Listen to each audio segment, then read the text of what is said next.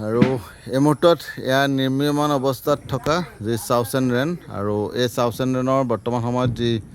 চাটাৰিঙৰ কাম চলি আছে আৰু এয়া আপোনালোকে দেখিছে ইতিমধ্যে 4টা এংগুলত সম্পূৰ্ণ হৈছে আৰু আন 4টা বাকী আছে আৰু কাম আচলতে বৰষুণৰ মাজতেই ইয়াতে যথেষ্ট কামৰ আচলতে অগ্ৰগতি লাভ কৰিছে তথাপিও সময়ে সময়ে আচলতে বৰষুণৰ ফলত কিছু মেটেৰিয়েলছ অনাৰ অসুবিধা হৈ পৰে তাৰ ফলতে কামত কিছু ব্যাঘাত জন্মে আৰু বৰ্তমান সময় এক পৰিৱেশ দেখাইছোঁ এয়া হৈছে চাউচেন ৰেন আৰু ইতিমধ্যে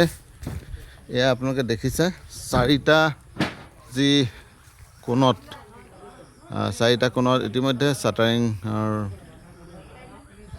কাম সম্পূৰ্ণ হৈছে আৰু ইয়াতে যথেষ্ট কাঠ বাঁহৰ প্ৰয়োজন হৈছে যিহেতু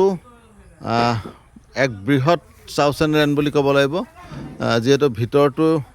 আপোনালোকে দেখিছে ভিতৰ ভাগৰ যি আচলতে এটা বৃহৎ স্পেচ আছে আৰু ইয়াৰে যি প্ৰথমখন স্লেব এতিয়া নিৰ্মাণ হ'ব আৰু মই আনটো দিশত দেখাইছোঁ ইয়াতে আছে আপোনাৰ ষ্টেপসমূহ 3টা এংগুলত আচলতে ষ্টেপ দিয়া হৈছে এইটো হৈছে যি মিডিল পৰ্চনত থকা ষ্টেপ য'ত আচলতে চাউচেন ৰেনলৈ সোমোৱা মুখ্য দুৱাৰখন থাকিব এইটো ষ্টেপত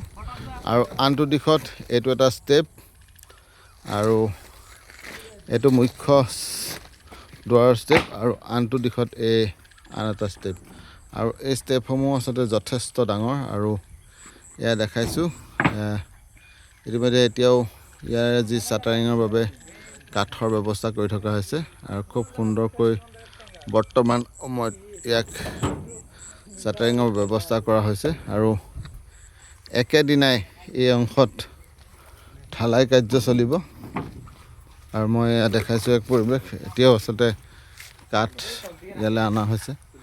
আৰু এয়াই হৈছে বৰ্তমান সময়ত নিৰ্মীয়মান অৱস্থাত থকা চতিয়াৰ চলহলাৰ অঞ্চলৰ এইটো এটা বৃহৎ চাউচেন ৰেন